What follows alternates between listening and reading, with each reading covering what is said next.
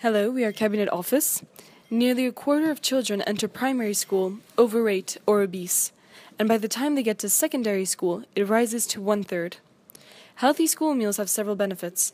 They significantly improve educational outcomes and lead to a 50% reduction in absenteeism due to sickness, according to the Institute for Social and Economic Research. In the UK, 60% of students bring their packed lunches, and a study showed that less than 1% of the packed lunch met the government guidelines. On the other hand, several research showed that school meals are now consistently more nutritious than packed lunches. As being Cabinet Office, we want to tackle obesity in secondary schools in the UK. So how are we going to accomplish this task? Currently, there is a school food standard in the UK, which is mandatory for every school. However, students are still allowed to bring their own packed lunch, which is why the majority do not eat at the cafeteria. We want to install a policy for schools forbidding packed lunches. Hence, the students will only have two options for lunch: either eat at the cafeteria or eat outside. As any policy, someone will need to make sure it is applied. It will be the duty of the local councils, in collaboration with the head teachers, that will make sure that the policy is being followed. If students fail to follow the rule, they will be sanctioned, and it is up to each school to decide the nature of the sanction. We will apply the policy directly during the first year so that pupils have the choice between eating the healthy school lunch or going out to have lunch. There will be different possible reactions to the policy. Either parents and pupils will accept it or not. If people start complaining about it, we might do some changes, such as, by looking in year 2, we will most probably do public health campaigns to raise awareness and educate on the urgent need of our policy.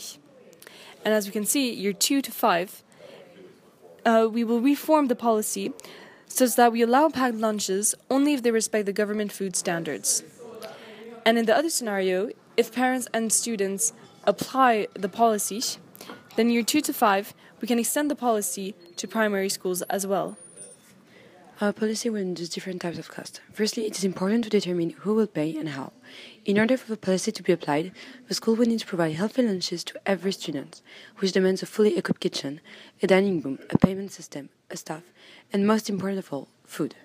On the one hand, as 99% of the secondary schools in the UK have a fully equipped kitchen, this cost is negligible, and we won't consider it in our overall calculation. The dining room may not currently exist in every school, but similarly, we assume that in most of them it does, and that for the other one it isn't a considerable cost. Food can be provided either by an independent catering company or by the school itself. We don't recommend anything, and each school is free to decide its most preferred alternative regarding its facilities and equipment. If the school do decide to outsource, we need to outline a few interesting advantages. So, using the example of Sodexo, it supports school food trust healthy food standards. Their scale enables to manage inflationary pressures such as food prices, and better value can be offered. However, in both cases, outsourcing or not, a funding is necessary, which will be allocated by the government to the local councils. Those latter are funded by a combination of grants from central government, council tax, and business rates. More precisely, the government grant is consisted of specific grants, 54%, and a general grant, 7%. Therefore, we assume that the funding will be allocated through the education-specific central government grants, like for instance the dedicated school grants, and each council will need to evaluate the cost according to the needs of the schools. A main cost that our policy will induce is a recurring cost for the local council, and therefore the government, the canteen staff. From our calculation, it would cost on average an additional 140 million pounds per year to the government, based on the assumption that 99% of secondary schools have a fully equipped kitchen and thus at least 2 staff members. We only need to increase the staff by 3 people on average. So to calculate it, we need to multiply 3 times the average salary of a canteen staff by 3, which gives 42,716.07 pounds. Multiplied by the number of secondary schools, we can find the approximate number of 140 million pounds. Another cost for the government will be to implement cashless services in the canteens that don't already have cashless payment service. Most of the data in this part of the presentation comes from a survey done by the School Food Trust that explores cashless services in schools. So first of all, we discovered that cashless services, there are different types of cashless services in schools. In the survey, 45% used biometric fingerprints, 40% used swipe cards, 11% used PIN numbers, and the last 12% use either a proximity system or a touchscreen with photograph. But why would the government want to pay for the cashless payment systems of the schools that don't already have it? Well, first of all, it increases the security in the schools. Indeed, the children don't bring their own money to school to pay for the lunch, and therefore it reduces the likability of being bullied. Furthermore, the systems enable controlled purchasing. This means that there can be a limit on certain items, and it can address some dietary and allergy requirements, thereby being a solution to certain of the challenges caused by challenges coming from implementing canteens in schools. Furthermore, it is a faster service, therefore reducing queues, and it enhances trust. Indeed, the parents can see on a website what exactly the children eat, and therefore increasing their trust into the canteen food. The system is also anonymous, enabling the children who are eligible for the free school meals in England to do so anonymously. Finally, it ensures that the money provided by the parents to pay for school meals is used only for that purpose. And overall, in the survey, out of all the schools that have cashless services, 87% would recommend it. So who should the government partner with? The schools interviewed in the survey use different types of systems. The government should choose one carefully. But what are exactly the costs for the government to implement this? Well, first of all, in the survey, they asked the schools who have cashless systems to tell them the price of implementing such a system. The prices range from 6,000 to 30,000. Therefore, we calculated that the price to implement a cashless system in a school is on average of 13.65,000. We then assume that the school population of the survey represents the diversity of the schools in the UK. And therefore we could say that 54% of the secondary schools in the UK already have a cashless payment system. And we know that there are 3,268 state-funded mainstream secondary schools in the UK.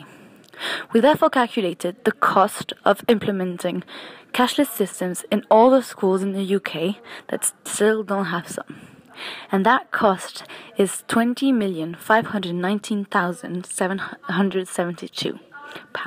The main challenge we have identified is the reaction of the parents and of the students to the policy.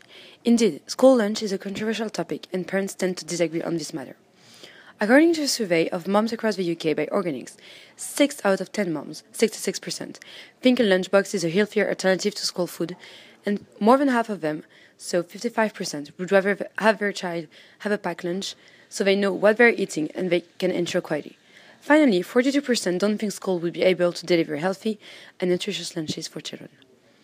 There's a real trust issue in the relationship between school canteens and half of the parents, due to several factors, such as the horse meat scandal, Jamie's Oliver campaign, and common assumptions about school food. We tend to think that our policy can only be successful with a strong canteen marketing and efficient strategies. Doing so will enhance students' acceptance of the healthy food provided, keep the canteen sales and income constant, and gain parent support. Indeed, as parents have a choice of letting their child go out at lunch, they could choose this option, regardless of the expensive cost of eating out, rather than making them go to the canteen. This would represent a serious cost issue, considering that we would be making a loss regarding our returns on investment if people don't come and don't use the canteen facilities. So we have identified a set of strategies to overcome this challenge. So the first one is create a canteen image.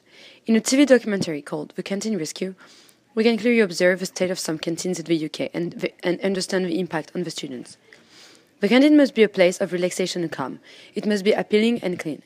This can be achieved through soft music, warm colors, adequate lighting, key organization, sufficient lunchtime. We need to involve students, so like they can name the canteen for naming competition. We can install a suggestion box for meals and launch surveys such as what is your favorite food. And finally, and maybe most importantly, involve the parents. So communication of the menus by email, school website. We need to ask for the feedback, organize taster stations. All those strategies are ideas, and the list is not exhaustive. Schools are free to implement whatever action they think is necessary. I'm going to talk about the impact. According to the UK government, approximately 30% of the secondary pupils are overweight or obese. It represents 960,000 students out of 3.2 million. We can assume that changes in the type of food eaten by children at school will reduce the percentage of overweight, obese children. As a matter of fact, we can use the results found for free school meals and apply them to our program. Those free school lunch showed an increase of 23% in the number of children eating vegetables at lunchtime and a decrease of 18% in the number of crisps consumed. However, our school meal will be healthier and everyone eating at school will have to eat them. The impact could be then bigger. Moreover, in the United States, the rate of overweight obesity doubled among children consuming unhealthy canteen compared to children not eating this type of food. In UK, pupils eating at school won't be able to eat unhealthy lunch. Therefore, we could also apply the numbers found in the United States and hope decreasing the number of obese overweight students, dividing it by 2 and reach 480,000 pupils in few years. We are waiting for long-term impacts as the goal is to change the behavior and the lifestyle of children on a long time scale. However, we can't really predict the behavior at home, thus the impact is going to be quite mitigated from one child to another. This issue will need to be addressed through further action from both the government and private organizations, with public health campaigns so that parents understand the consequences of having an unhealthy lifestyle. Overall, introducing a new policy is always complicated and controversial. As we said at the beginning, several scenarios are to be accepted regarding our citizens' reaction, and we cannot predict with certainty how they will consider this major change. It will be a long-term investment, and if it is proven to be successful, the policy could be broadened to primary schools. Further reforms and amelioration are to be expected in the future in order to build a strong and coordinated response against the rising of obesity. We will need to unite our forces with other countries inside the EU, as well as private organizations. To conclude, we tend to think that a strong coordinated international action is compulsory to fight obesity. Thank you very much.